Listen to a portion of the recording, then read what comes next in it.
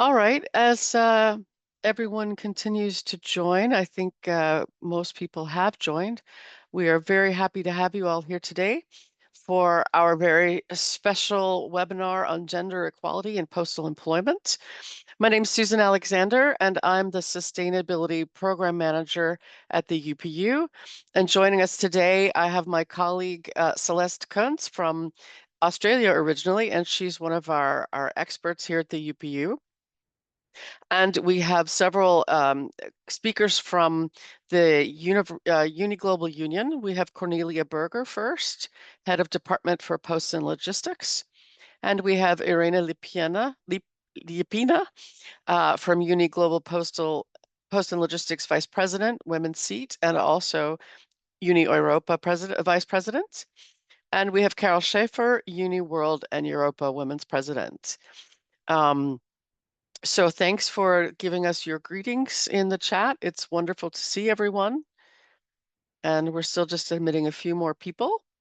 But perhaps we'll go ahead and get started with our first presentation from Celeste.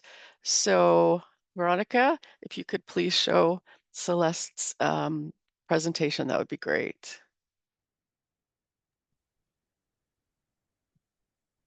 Thank you, Susan. Celeste, let me just briefly say, I guess I sort of already did, but I did want to say that Celeste is with us, and she is sponsored by the Australia government as a United Nations junior professional officer with the UPU, and she possesses extensive expertise in her previous work in Australia as a gender issues expert.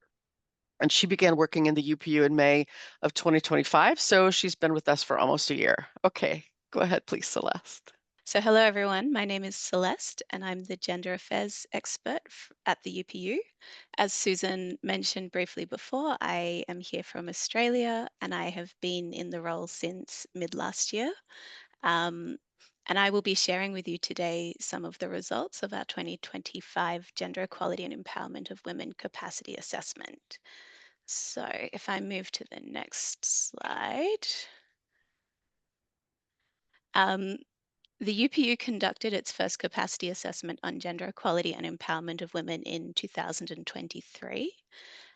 It was initially derived from a tool from UN Women with amendments to make it more relevant to the postal sector. And in 2020-25, we thought, given that we're beginning a new cycle, it would be timely to revise the capacity assessment and share it with member countries to get their feedback on what they would like to see the UPU progressing on during this cycle, and also to see what is already happening in our member countries to support gender equality. This survey has been a really valuable tool that has informed our planning for the coming year, but I'll speak a bit about that later on. So by way of a quick overview, we had about 53 responses on the survey from 45 member countries.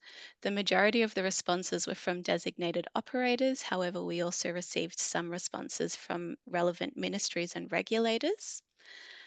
Most of the results or responses came from South Asia and Oceania, followed by East Europe and then, East Europe and North Asia. We note that it wasn't a representative sample of our member base, which includes 192 member countries.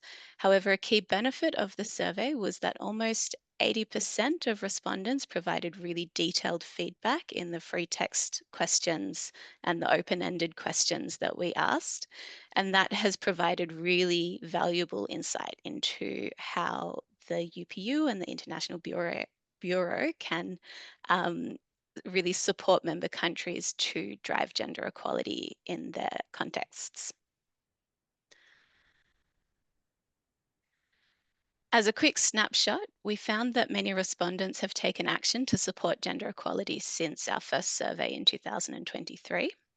Half of respondents have updated their organisational policies for gender equality. Over a third have introduced new policies for gender equality or empowerment of women. Almost a quarter have developed and funded an action plan to support gender equality.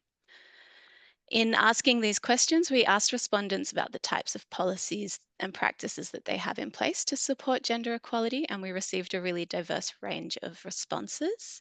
So, in addition to diversity and inclusion or gender policies, we also heard about policies on women's health, equal remuneration, flexibility, parental leave, domestic violence, and non discrimination. In terms of changes in workforce composition, we found that 39% of respondents have seen an increase in the proportion of women working in their organizations since 2023, and 20% have reported a decrease in the proportion of women working in their organization. The remainder said that it remained the same or that they weren't sure.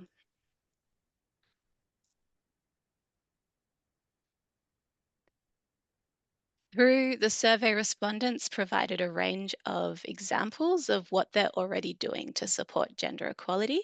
This spanned examples of what they're doing to support gender equality within their own workplace and also within their communities through the services that they serve.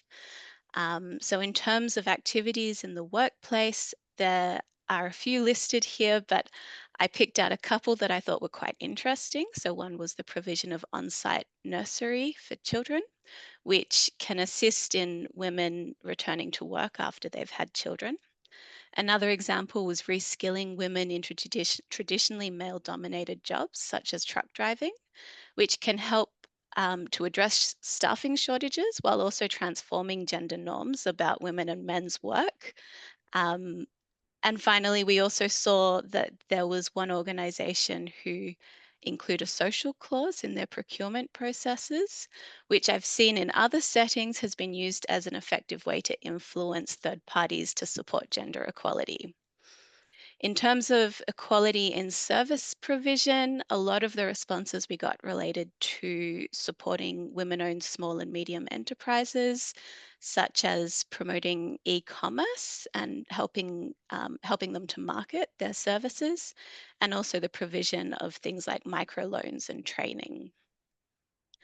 Um, some respondents to the survey also asked that the UPU share the good practice that we received in the survey. This is just a very high level snapshot, so we would really love to work with some of our member countries to elaborate and create some more case studies on some of these examples.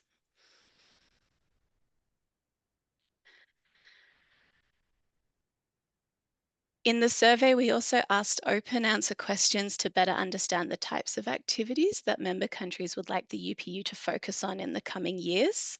The responses were varied, but there were a few recurring themes. So, one was that um, our member countries wanted us to provide practical implementation guidance or frameworks on both gender responsive human resource practices and gender mainstreaming in postal services. This is an area we'd really like to focus on in the coming year. Another suggestion was to develop mechanisms for improved knowledge sharing between member countries through, for example, case studies and networks or associations. Again, we would really like to explore this and draw on the expertise of parallel sectors and industries as well to try and support as best we can to our member countries to promote gender equality. There were a few respondents who suggested delivering specific projects related to women's financial literacy and women's access to e commerce and logistics. The good news in this is that the UPU already has a few projects underway in this regard. So we provide support for financial inclusion through the Financial Inclusion Technical Assistance Facility, and we also have a pilot program underway called HEA, which is focused on supporting women's participation in e commerce through the post. And finally, there were a few responses that talked about providing more training for member countries and their staff on gender equality, which Susan will fortunately be able to speak to a little bit later about the training post program that we have. So to wrap up, what comes next? Well, we have updated the UPU's Gender Equality and Empowerment of Women policy, which has benefited from feedback from UN Women, Uni Global Union, and the Sustainable Postal Service Group. and we would like to get that endorsed at our upcoming council meetings. We have also developed an action plan that will help to direct our activities over the next year. We've drawn extensively on the feedback from this survey to help inform what goes into the action plan, and we're extremely grateful to all of the member countries who provided feedback via the survey and through follow-up discussions. We would like to establish an informal working group on gender equality so that we can continue to ensure that our activities are practical and useful for driving gender equality in the workplace. And in collaboration with the working group that we propose and with our colleagues at Uni Global, we would also love to develop and disseminate case studies on what member countries are doing to support gender equality, and on what we can learn from the broader postal sector and parallel industries. We'd also like to create guidance, as I mentioned, and identify more opportunities for formal and informal knowledge sharing between member countries. Thank you, and I'll pass back to Susan. Great. Thanks a lot, Celeste. We really appreciate you giving us that overview. Um, Before we move on, is there anyone who has any questions? Please just go ahead and raise your hand. We'd be happy to answer them.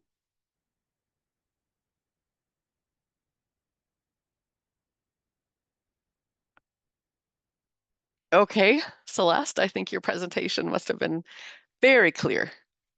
And so do you think, Celeste, that you could, oh, okay, Cornelia's got it. Great. All right. Now, for our next speaker, I would like to introduce Cornelia Berger. She's going to give us an introduction to Uni Global Union as well as to UniPost and Logistics.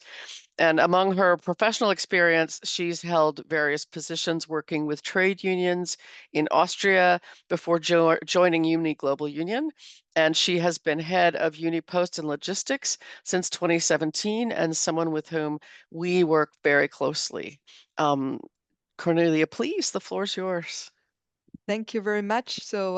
Thank you for inviting me to speak today. And Susan, you did a great job in introducing me, so I don't have to say much more about my person and my position within Uni.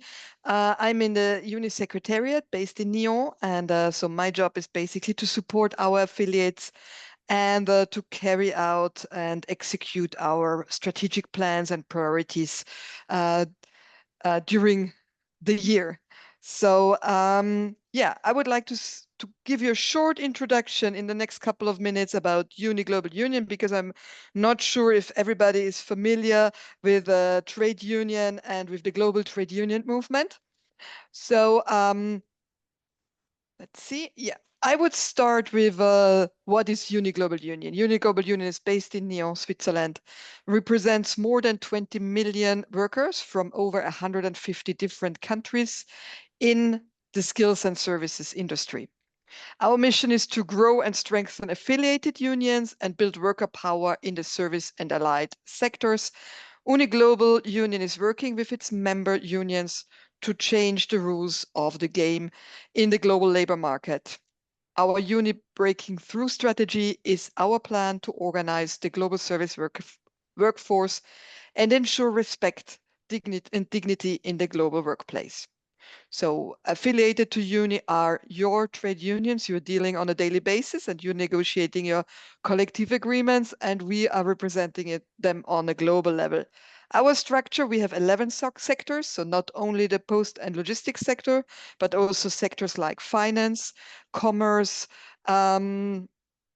etc. We have 4 cross-sectoral groups.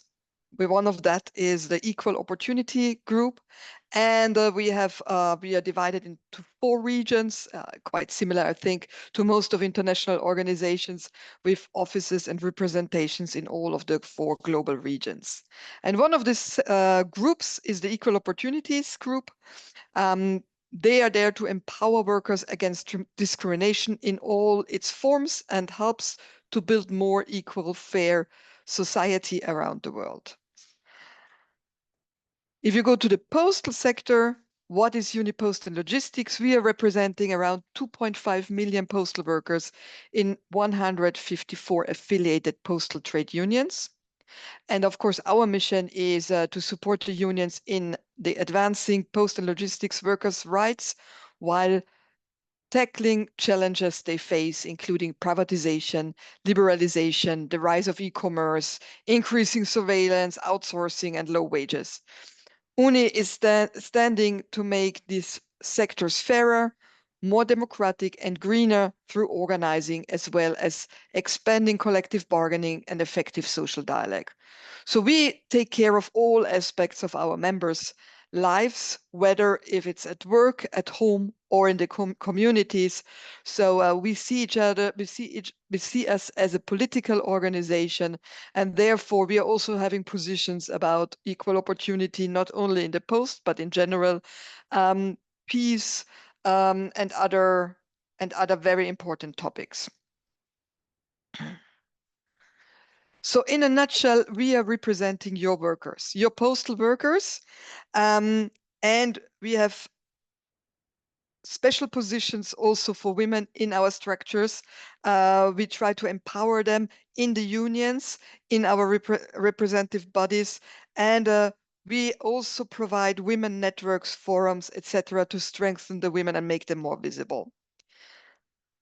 Our cooperation with the UPU is based on a cooperation agreement which has been signed in December 2025. We have a long tradition of these agreements, and we define always special areas of cooperation. This time, we will focus on the universal service obligation, diversification, and especially on gender equality. And I think this webinar is a very good example of a positive joint venture, joint action we carry out. But we also, as Celeste already said, we will contribute to share best practices in agreements we have with postal operators, in results of negotiations, regulations, and so on, to really support the UPU and its member states in a way that it is constructive, and you can see already where women have been supported, where we have special agreements in place and so on, and you can benefit from that in the future. For our affiliates, we are providing also via training and support. We also have internal best practices, database, collective bargaining trainings, etc. And on a global level, we produce studies, campaigns, and material like material around violence and harassment in the world of work, need for a gender perspective on occupational health and safety. We have a mentoring program to really support female trade unionists and help each other to grow in importance and to make them more visible. So also here we have a long standing tradition in supporting female workers. And based on all of that, of course, is facts and figures. So we are relying also on the statistics from the UPU, and I had a short look at it. I think as far, at least I couldn't find, you give an annual overview about the workforce and the network, but there is no mention about how many female workers are working actually in the postal networks. An internal study we have done a couple of years ago had as a result that around 40% of all postal workers are female. And we, of course, we see that the future of the post very much relies on women. If we look at the shortage of labor in the post, then one way to handle that is, of course, to make the post more attractive for women. And to make workplaces more attractive for women, we are there as trade unions to support postal operators and the national ministries to change the workplaces and to make it more attractive for women. So we connect women and ensure that their demands are heard at the international level, like today. We have a big network. And Yeah, women are in all parts of post and logistics, and we need to take their issues very serious.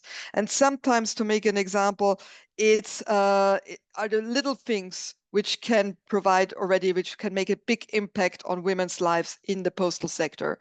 We have examples of shift changing so that female workers can catch their last or first buses. So it's about half an hour of changing the shift to reach the bus, or the the provision of toilet facilities for women, and make proper and create proper facilities for women in terms of toilets. So there are sometimes little changes which can have a huge impact, and we are here at your disposal to help improve gender equality in your postal networks at national level.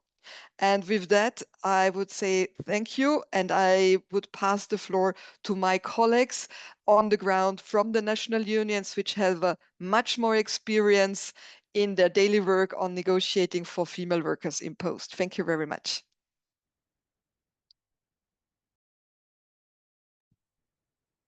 Thank you so much, Cornelia. And now, as you suggest, I would like to pass the microphone to Irena Liapina from Latvia. Hello. Celeste, can you share? Thank you. Celeste is going to share your presentation. Thank you. And thank you so much for this great introduction and for Cornelia's bright presentation. I'm happy to continue with a Latvian example. And of course, I'm here in capacity as Uniglobal Post Logistics Vice President, Special Women's Seat. And it starts from Bangkok's conference in 2025. So my presentation is from Riga to Bangkok and vice versa. All world covered, hopefully, with a women empowerment, good collective agreements, and social dialogue. It's a brief visit card about myself, and we can go to the next slide and see some examples from my country, Latvia. I'm coming from Latvia. I'm in trade unions for more than 20 years, and all these years, of course, together with Uniglobal, and looking for more collective agreements, good examples, women empowerment, gender equality, and inclusive and just workplaces. And postal sector has always been a very good example if you look at collective agreement coverage in gender equality, and also strong trade union traditions and social dialogue, which is very, very helpful if you look at sustainability, if you look at decent work qualities of the jobs, especially at aim 8 of the UN agenda for sustainable development and growth. And that's why also our Congress was with a logo, more good collective agreements in Latvia. Also having in mind the directives, we have a directive tsunami, we can say, in Europe, and one is also transparency pay directive, entering in force this year, June. And there, of course, a collective agreement is a perfect tool, a perfect instrument how to implement this transparency and just remuneration system, and also in a transparent dialogue with trade unions. And we can see in the next slide that really we have a little bit work to do because, for instance, in Latvia, we have 27% coverage of the collective agreements, but the new goal is 80%. That means that it would also give not just 27 at this stage, but 80% plus more good policies and action plans, and in a legally binding way, which is collective agreement. Also improvement in this area. And that can be done with good examples in a strong collaboration with Uniglobal, the UPU, and other responsible employers throughout Europe and world. Ready to learn, ready to cooperate via effective social dialogue, being open to social dialogue and strong unions, because strong unions lead forward to the better working places, better gender equality at the postal employment, and also facing uncertainty and all the changes we have at this moment, where we need bright ideas, where we need to redefine ourselves and also a good and more secure future for women and men at the working places. And in the next slide, we see that Latvian Post, for instance, is the only company in Latvia with a collective agreement out from 62 merchants. Yes, and this is not the case only with Latvia. Of course, I'm happy for this example, but we want more such examples. Yes, this is state of art also in the Baltic countries, in Eastern and Central Europe, and also Europe as well. And also, if we need to mention with regard to women empowerment and gender equality, with this special case in Latvian Post, it is a very good example with silver generation integration. Women 50 plus, 55 plus, maybe with not so much confident in digital skills, but with the perfect discipline and willingness to boost skills and to have very good loyalty and discipline at the workplace. And if we go to the next slide, we can see that especially this women participation and upskilling discipline and also shaping together working standards, for instance, in Project Post 2030, together with Uni Global, Uni Europe, and Post Europe, is only one of the cases where we can participate actively and shape the standards together and think about more programs and more gender equality integrated and focused programs, which gives so much progress, which gives so much benefits for economy and society, especially now. And if we look at democracy crisis and everything in the world, and to conclude, yes, we can go to the next slide. We see that we need to expand the collective agreements. Latvia is just one example, but it's a very similar state of art in other countries, just like I mentioned. And also we need more priorities to the companies at the postal sector with the collective agreements.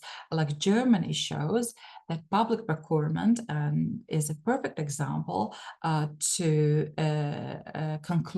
have motivation to conclude new collective agreements. And also in Latvia, we have tax incentives, for instance, for catering, for transport to work and back, and also for accommodation if the working place is too far from home, also for upskilling and reskilling. Then we could definitely would like to expand it to motivate more employers to sit at the bargaining table and have collective agreement with a good qualities and good gender equality and employment perspectives at the postal sector. And of course, like Uni Global, and we're as proud affiliate in Uni Global, we believe that trade unions are the main engines for collective agreements, the heart of collective agreements. That's why we need more collaboration, we need more programs and everything just to boost collective agreements and hands-on practices on gender equality at company level, at the branch level, and maybe is also wider. And to conclude, just some takeaways from my short presentations. We see that we need more collective agreements with the trade unions to promote gender equality, to promote employment, and of course, gender equality at the postal sector. Because if we look European-wise, it is even maybe sometimes women-dominated, as in Latvia, but globally, we see that we still lack gender equality, and we have a lot of work to do to have jobs attractive, also financially wise, to women. And Uni Global and Uni Europe plays a very important role together with social partners to boost the just jobs covered with collective agreements. Also, minimum wage directive, transparency directive, and other European tools shows it very much. For instance, also public procurement directive, which is currently under the discussion. And of course, EU Delivery Act, yes. Priorities to public procurements with collective agreements. German country example shows that it is a good trampoline for more collective agreements and could be also used. And women are more activated and also with more active roles in negotiator and at the negotiations and bargaining table would lead to more collective agreements, just as tax incentives and more trainings and empowerment programs and webinar like we're having today. Thank you so much for your attention, and it is very good initiative, very needed one. And I truly believe that we can achieve this gender equality with more and good collective agreements worldwide in the postal sector. Thank you. Thank you so much, Irena, for sharing that information with us. As you say, I guess it's no surprise to anyone here participating today, the Post is often the largest employer. And so when the Post itself sets forth the good example, and as you say in Latvia, you are the only union in Latvia. We hope that that will continue with other companies in Latvia, but it's really true that the Post in so many ways can really set a good example. And with that, I would like to ask Carol to take the mic. She is also going to give us her own sort of self-introduction. Thank you, Carol.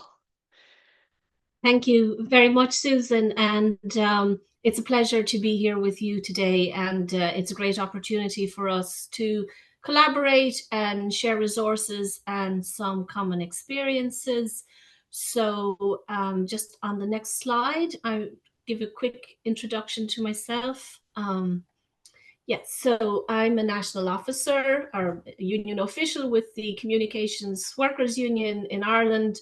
I've worked there for nearly 25 years, and I'm responsible for union training and development, equality and diversity issues, union communications, and I'm also currently the Uni World Women's President, and I hold the European Women's President seat.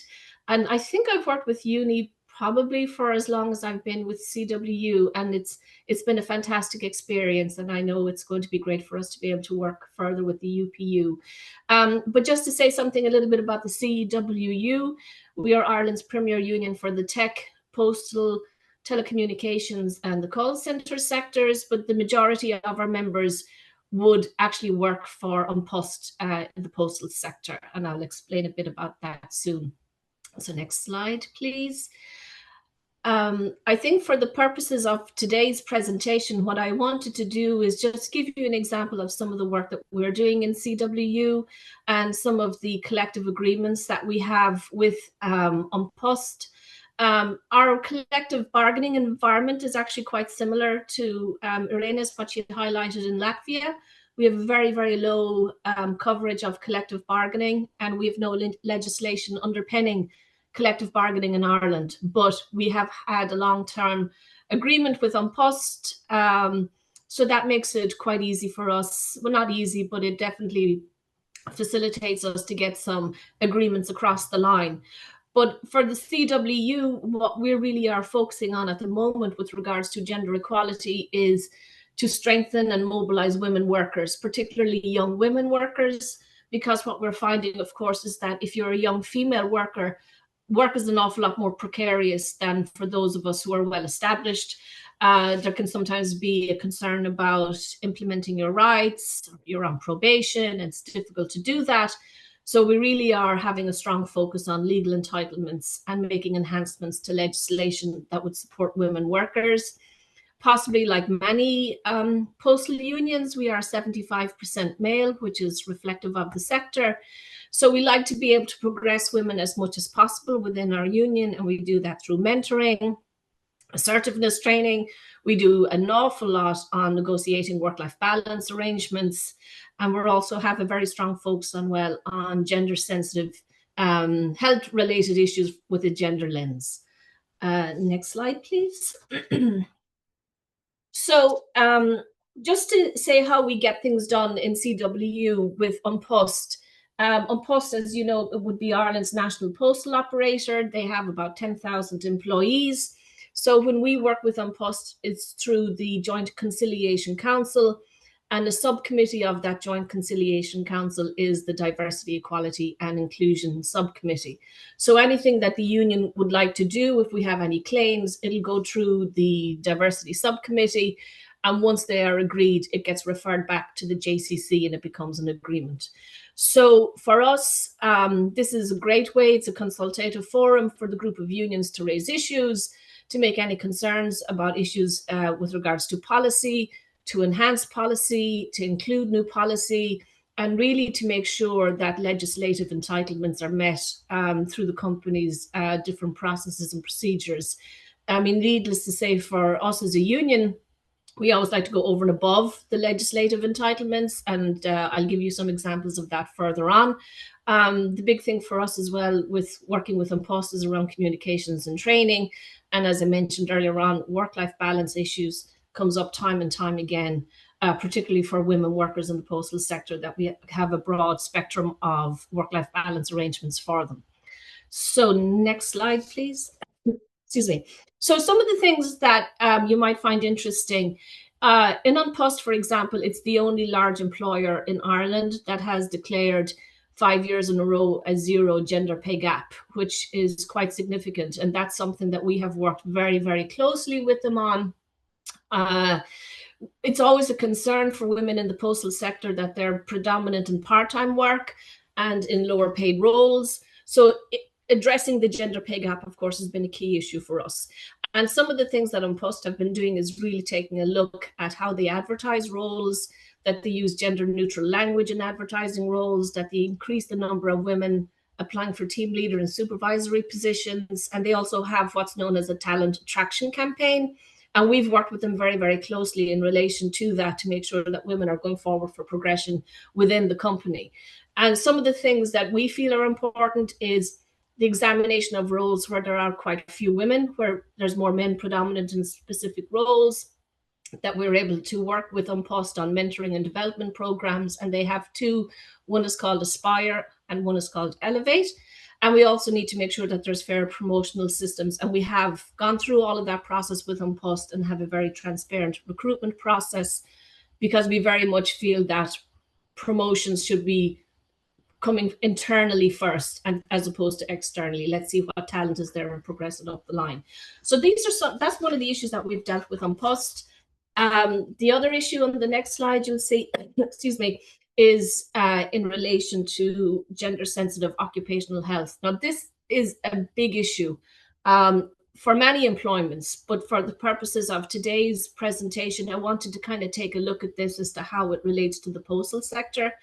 So as you know, many workplaces are designed around a male physiology, and when we fail to take into account women's biological realities, it does form a certain element of gender inequality. And in that situation, women have to adapt to what's already in place in the workplace, and that does come at a cost to their health, to their career progression and their income. So we do have to take a look at occupational health and safety in the postal sector with the gender lens. So this, we've worked with Uni. Obviously, Uni have some great campaigns that Cornelia highlighted earlier on. We've pretty much taken those campaigns and tailored it to suit our own industry and an An Post. But really our big message is that we've looked at the 3 M's, which is basically from menstruation, maternity to menopause, and how that impacts women working in the postal sector and what arrangements have to be put in place to facilitate them. And just as an example, for in An Post, we arranged with them that they would provide free sanitary products in all of the delivery service units, that they would do that in all of the offices where they are based, because women on delivery routes don't necessarily have proper access to toilet facilities, and that can be problematic. So our point here is that gender sensitive occupational health is very much a workplace issue. It's a health and safety issue. It's an equality issue for women in the postal sector, and it's very definitely a collective bargaining issue. So this one we're watching quite closely, and we've done a good bit of work with An Post around this, which you'll see in the next slides. Excuse me. One of the issues, for example, and I'm sure maybe you see it in other postal areas, is that we don't have a high number of female postal operatives in An Post. So these are the women who are out on delivery. It's gone up by about 1% on an annual basis. I believe at the moment it's at about 15%. But there's a perception that women out on delivery, that it's rural, that they're isolated, that sometimes it's not safe, that it's a physically demanding role. There's an awful lot of pulling and lifting and, walking right routes, as I mentioned, the inadequate toilet facilities. So all of that, it would kind of come across that being in the postal delivery route is not an attractive position to be in. So we're taking a look at that and saying, look, how can we make this more attractive? And can we see, are there other risk assessments that we can do from a female perspective that will increase the number of female postal operatives? So that's one specific thing. And then on the next slide, some of the other issues with regards to occupational health in the postal sector. As I mentioned, it can be a very physically demanding job. So many women will face issues with regards to equipment or uniforms that are designed for the male body size, insufficient ergonomic adjustments. And we're seeing that probably with a lot of women who are trying to get in and out of large postal vans, articulated lorries, that it's not very conducive for them, and they end up with some musculoskeletal injuries.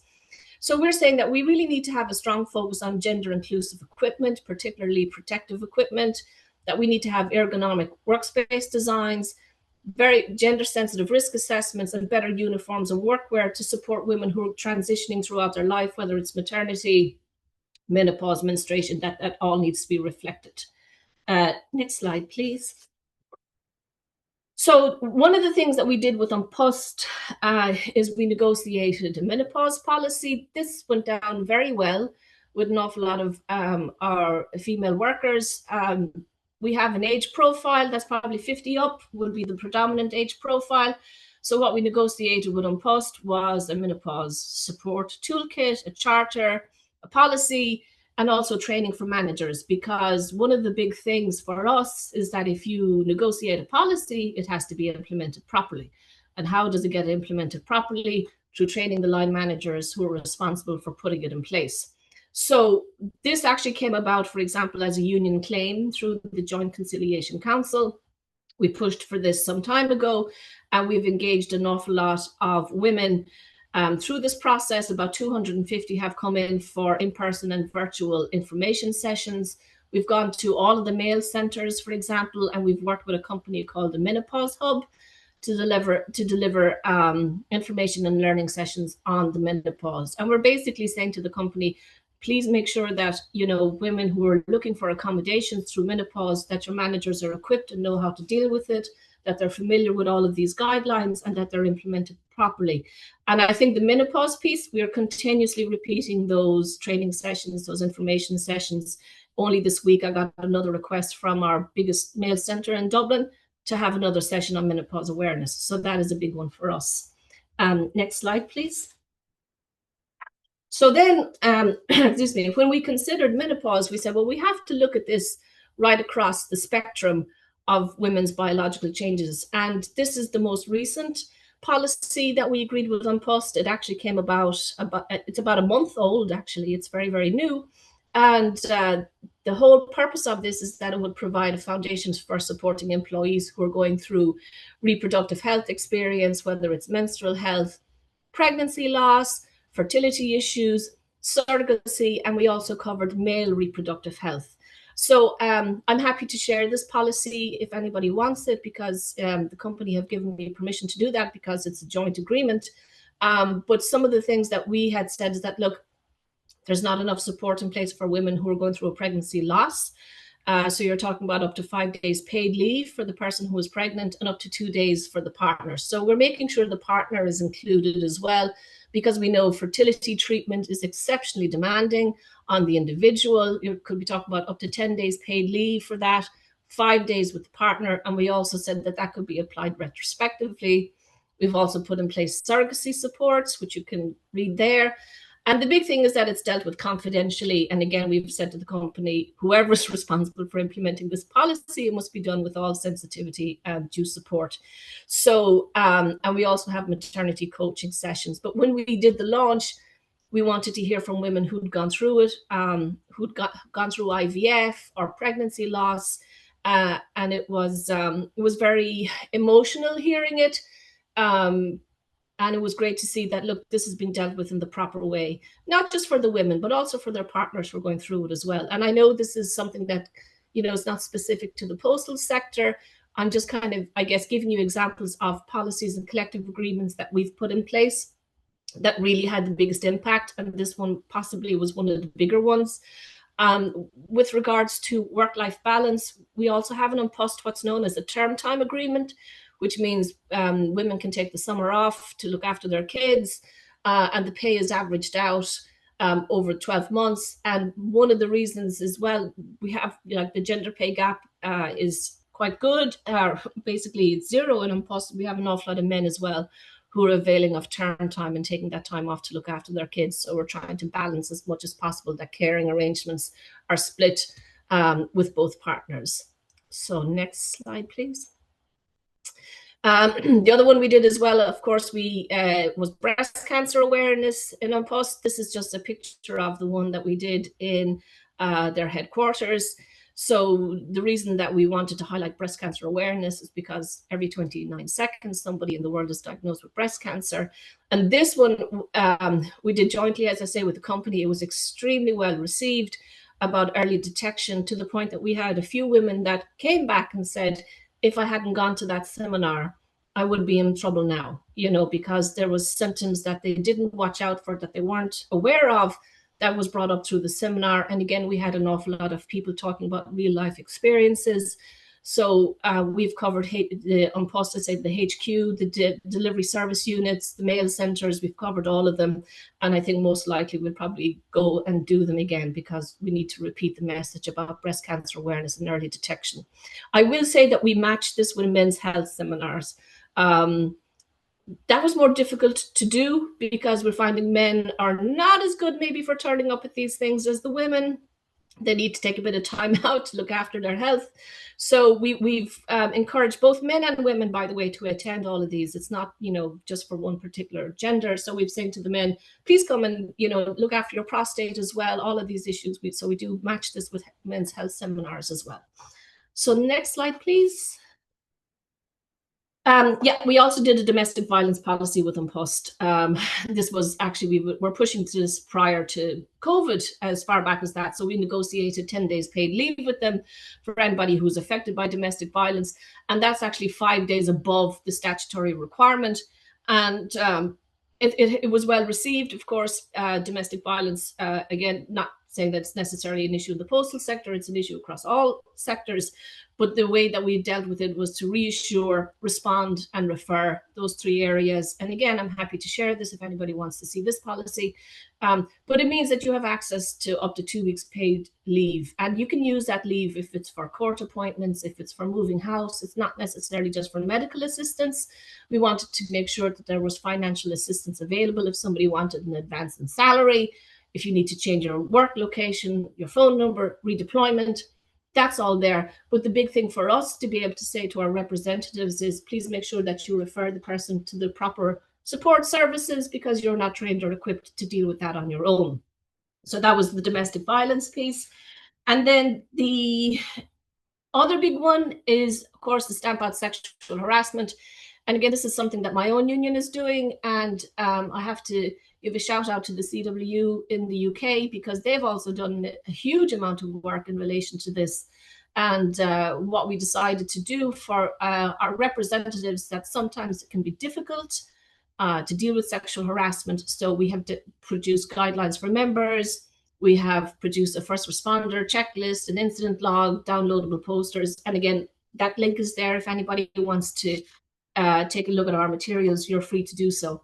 So I think the final point, just to say to you, because I'm finishing now, is that, look, there's a lot of work there that we are all doing in our own way. And I think we're part of a big movement here. So it really is up to us to share the load as such, and make sure that if we have materials that we think and good practices, that we can share those. So I guess from the CW perspective, anything that we have is yours for the taking. And I also think as well for Uni Global, the materials that they have produced are absolutely phenomenal, and they're transferable right across to wherever you're working. They really are good. So yeah, thank you very much for your time and attention. It was a great opportunity to speak to you, and yeah, we look forward to further collaboration. Thank you. Thank you so much, Carol, particularly because I know this is a holiday for you, St. Patrick's Day. So we appreciate your being here. And this was really a very good case study on very specific practical benefits that can be put in place for women employees, which in turn will increase, attractiveness of the post as an employer, which will lead to more women applicants and increase the quality of the applicant pool. So thank you so much for sharing this with us today. I'd like to ask at this point, does anyone have any questions? We are, of course, able to have anybody's questions if they would like to raise their hand.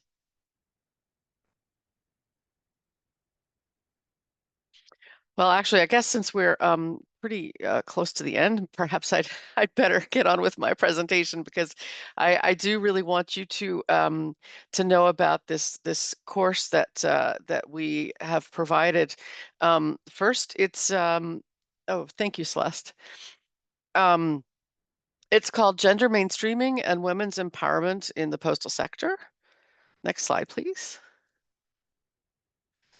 And the general aims of this course is to raise awareness of gender equality, obviously, around the globe, and to give everyone basic knowledge of the international framework for gender equality, and to equip the participants, men and women, with practical skills and tools to promote gender equality in your lives and in your postal workplaces. And so the target population are employees of the posts, as well as ministries, regulators, operators, and even our own staff. And here is a direct link for you to be able to access the Trainpost platform. Oh, oops. I'm sorry. I didn't realize there was animation here. So the course is made up of 3 modules, which are the first one, which is setting the stage for gender equality, the second, the framework for gender equality, and finally, gender mainstreaming strategies and action planning. Next, please. And so this is basically how you can enroll. It's just a screenshot.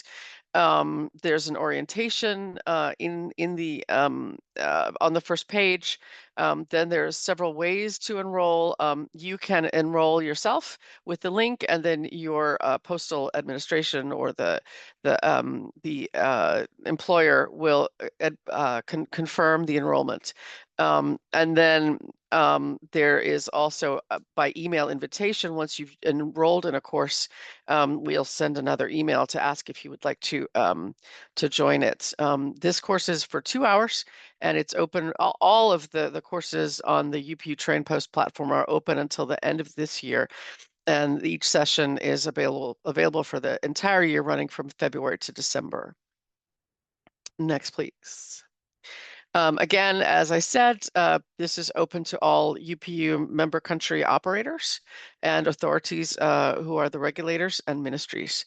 And you have corporate email addresses or your Gmail accounts or any other type of email address will work. And then these lists of users are received from postal operators, local tutors, and UPU experts, which I'll explain the local tutors in just a moment. And I think, yeah, here's the web address. But that's okay. We'll just move on to the technical advanced features. These can be viewed in more than one language at a time, and more importantly, there are a lot of languages provided. It's through the website itself, through the Trainpost platform, and it's your local. I think there's one more bullet. Yeah, it's local through the platform, so that the text is translated by the web browser, which means that it can be provided in many languages and not just UPU official languages. Next slide, please. So as I mentioned, the enrollment period, the course is fully online and self-paced. It's completely free. It's an e-learning format, and it has a user-friendly design and a very engaging content because I've reviewed it myself. It's very good. Next, please. And you get a digital certificate of completion once you finish the course. So I mentioned that there were 3 modules, and each one provides you with the unit content and a self-assessment test.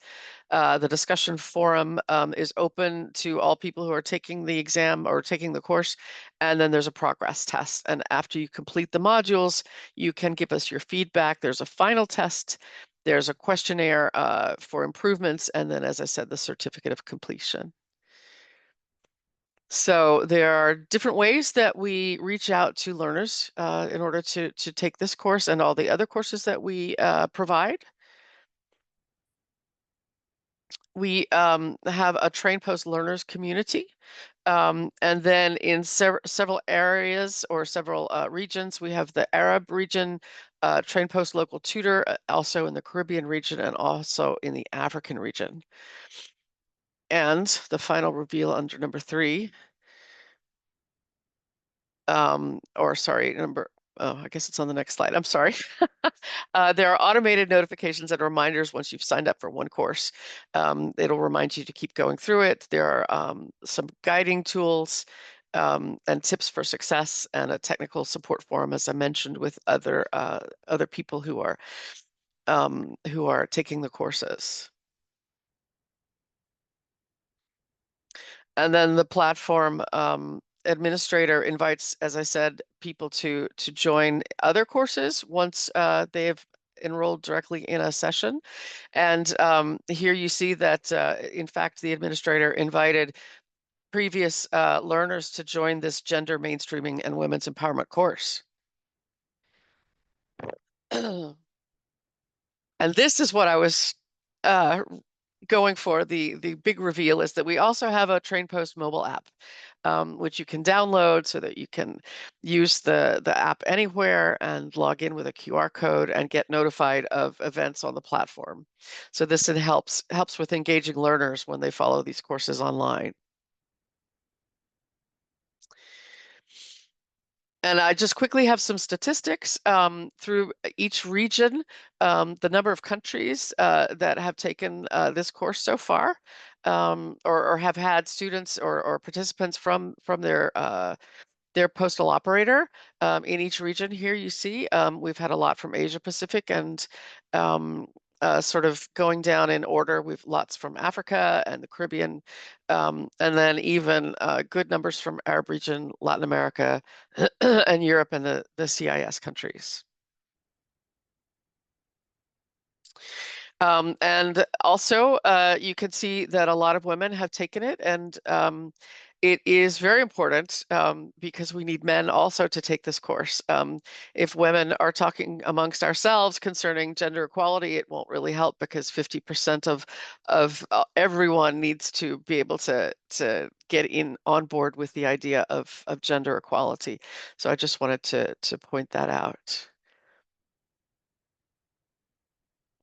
And then here you can see that there is opportunity to give your feedback and to give ratings. And these are samples of comments that have been made by actual learners. And thank you very much. We're just a little bit over time here, but this has been a really great webinar, and I've been very, very appreciative of all the information that we have gotten from our colleagues at Uni Global Union, and we hope that we can do this again, because I think it's very much needed. And Cornelia, would you like to? Can I give you a final word? Well, thank you very much for the opportunity to speak today. And I think all presentations showed the importance to empower women in post, and also the importance to work together between the trade union movement and the UPU, because I think we really can benefit and learn from each other and support each other when it comes to improve the situation of women in the postal network. And I think, as you said, it's the second biggest employer in many countries. We are talking about a lot of women, and we are up to really improve the situation of women in the post and make post a great employer for all. Thank you very much. Cornelia, I didn't give you advance warning that I was going to give you the last word, so thank you very much for that. And thank you to everyone who participated today. And yeah, we'll be seeing you again, we hope. Everyone, hope you have a good morning, afternoon, or evening, and thanks for joining. Bye-bye.